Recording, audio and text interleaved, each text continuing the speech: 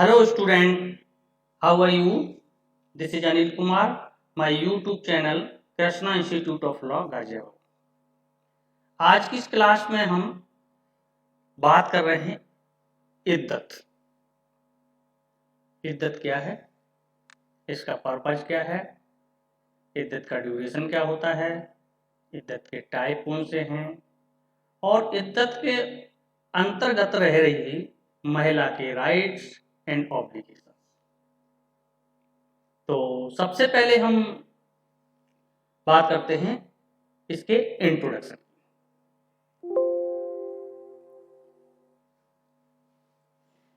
इद्दत एक Arabic word है और it is derived from the Arabic root.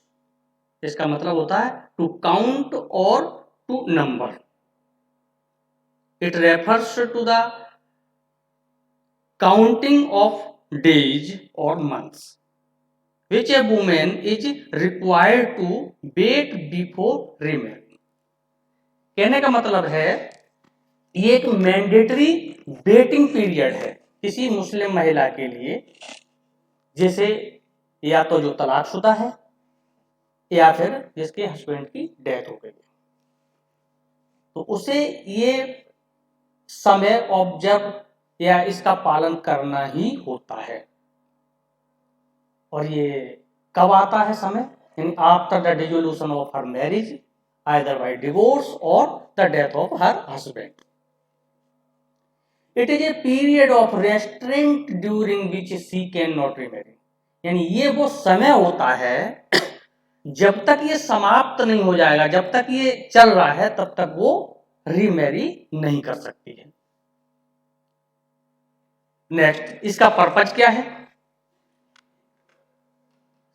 पहला पर्पज है इसका to determine whether the women is pregnant. तो एक तो जो समय दिया गया है इद्दत काल का, उसमें ये स्पष्टीकरण हो जाता है, क्लैरिटी मिल जाती है कि जिस महिला को डिवोर्स दिया गया है या जिसके हस्बैंड की डेथ हो गई है कि वो कहीं प्रेग्नेंट तो नहीं है। तो इस चीज को क्लैरिटी देने के लिए। दूसरा है to respect the previous marital relation. जो डिवोर्स से पहले जो समय दिया गया था, जो रिलेशन था उनका, और या फिर उसके हस्बैंड की किसी की डेथ हो जाती है तो उससे उसको रिस्पेक्ट देना। तीसरा है डिटरमिन पैटर्निटी। यदि किसी महिला को डिवोर्स दिया गया है या उसके हस्बैंड की डेथ हो जाती है तो कोई इस तरह की महिला अगर इद्दत पीरियड में रह रही है तो उससे ये चीज सुनिश्चित की जा सकती है कि उस बच्चे का पिता कौन है। तो ये एक गैप होता है उस महिला के रीमैरी करने का, गैप दे दिया गया है। उसमें ये निश्चित हो जाएगा कि उस अगर वो प्रेग्नेंट है तो उस बच्चे के पिता का ना के बारे में। नेक्स्ट है to provide time for reconciliation in case of revocable divorce. एक ये भी है कि दोनों हस्बैंड एंड वाइफ को जो मुस्लिम हैं उनको एक समय भी दिया जाता है कि मे भी हो सकता है कि अगर वो डिवोर्स है दिया गया है तो वो रिवोकेबल डिवोर्स है तो उसमें उनको दोबारा से समय मिल जाता है जिससे कि हो सके वो रिकंसाइलेशन कर सके, आपस में समझौता करके और पुनः से अपने रिलेशन में वापस आ सके। तो ये कुछ इसके उद्देश्य थे। और ड्यूरेशन इसका इद्दत का क्या होगा, तो अगर किसी महिला को जो जिसको डिवोर्स दिया गया है तो डिवोर्स के बाद उसका जो टाइम पीरियड होगा वो होगा 3 मेंस्ट्रुअल साइकिल्स। और ये तब जब वो कि इस साइकिल के अंतर्गत हो वो रजस्वला हो। और अगर ऐसी महिला जिसे डिवोर्स दिया गया है वो रजस्वला नहीं है तब उसका जो समय पीरियड होगा वो होगा 3 लूनर मंथ्स का।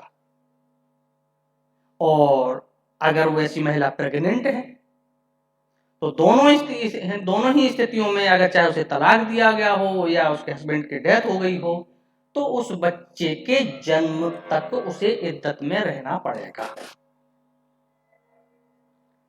और दूसरा है कि अगर उसके हस्बैंड की डेथ हो जाती है उसके बाद जो इद्दत पीरियड जो लागू होगा वो होता है 4 मंथ्स एंड 10 डेज।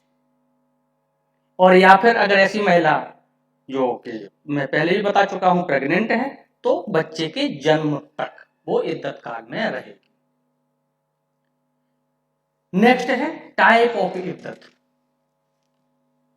तो पहला टाइप है इद्दत आफ्टर डिवोर्स, अगर किसी महिला को तलाक दिया गया है तो वो इद्दत काल में रहेगी। दूसरा है इद्दत आफ्टर डेथ ऑफ हस्बैंड, अगर उसके हस्बैंड की डेथ हो जाती है तो वो इद्दत काल में रहेगी। और तीसरा है इद्दत आफ्टर खुला और मुबारत, यानी उस किसी महिला को अगर खुला के माध्यम से तलाक दिया गया है या मुबारत के माध्यम से, यानी म्यूचुअल डिवोर्स होता है। खुला खुला में आप जानते ही हैं कि एक हस्बैंड अपने डिवोर्स देने की पावर को अपनी वाइफ को डेलीगेट कर देता है। तो अगर ऐसे इसके तहत अगर डिवोर्स होता है तब इद्दत। और इद्दत आफ्टर इरेगुलर मैरिज, अगर किसी की शादी विवाह किसी मुस्लिम महिला का किसी मुस्लिम व्यक्ति के साथ में अनियमित रूप से हुआ है, और अनियमित रूप से हम जानते हैं कि कब होता है, यानी मुस्लिम लॉ में किसी भी मुस्लिम व्यक्ति को एक साथ 4 शादी करने का दिया गया है। वो सिर्फ वो 4 शादी कर सकते हैं। अब किसी ने 5वीं शादी कर ली है तो उसे हम अनियमित मैरिज बोलते हैं, इरेगुलर मैरिज। कि अगर या तो वो उनमें से एक किसी को डिवोर्स दे दे या वो किसी की डेथ हो जाती है तो ये इस तरह की मैरिज रेगुलर हो सकती है। तो इसमें भी अगर इद्दत का काल है, अगर रेगुलर मैरिज में वो उसे तलाक दे दिया जाता है किसी कारण से या उसके हस्बैंड की डेथ हो जाती है तो उसे यहाँ पर भी इद्दत का पालन करना होगा। तो ये जितने भी टाइप्स बताए थे, चाहे वो डिवोर्स हो, चाहे हस्बैंड की डेथ हुई हो, चाहे वो खुला या मुबारक के माध्यम से तलाक दिया गया हो या इरेगुलर मैरिज के माध्यम से तलाक दिया गया हो, इन सभी के सभी में मुस्लिम महिला को इद्दत का पालन करना पड़ता है। नेक्स्ट, अब इसके राइट्स एंड ऑब्लिगेशन जो इद्दत के समय में होंगी वो क्या क्या होंगी। राइट्स महिला के क्या होंगे, women entitled to maintenance during इद्दत। इसमें मुस्लिम हस्बैंड को अपनी वाइफ को इद्दत के समय तक उसे मेंटेनेंस देने का या मेंटेनेंस करने का कि उसकी ड्यूटी होगी। ये महिला का अधिकार है कि वो उससे मेंटेनेंस प्राप्त कर सकती है। दूसरा है कि resident to be provided by husband, अगर डिवोर्स दिया गया है तो इसमें हस्बैंड की ड्यूटी होती है कि उस महिला को रेजिडेंस निवास स्थान प्रोवाइड करवाए। तीसरा है यहाँ पे महिला की ऑब्लिगेशंस आ जाती हैं कि she can not remarry during this period, महिला को ये इसके ऊपर ये दायित्व होगा कि इद्दत समय में रहते हुए वो रीमैरिज नहीं कर सकती। और तीसरा है observance of modesty and morning, अगर किसी मुस्लिम महिला के हस्बैंड की डेथ हो जाती है तो उसे वो सभी नियमों का पालन करना होगा जो कि एक विधवा महिला को करने होते हैं। तो आज की वीडियो में इतना ही, धन्यवाद।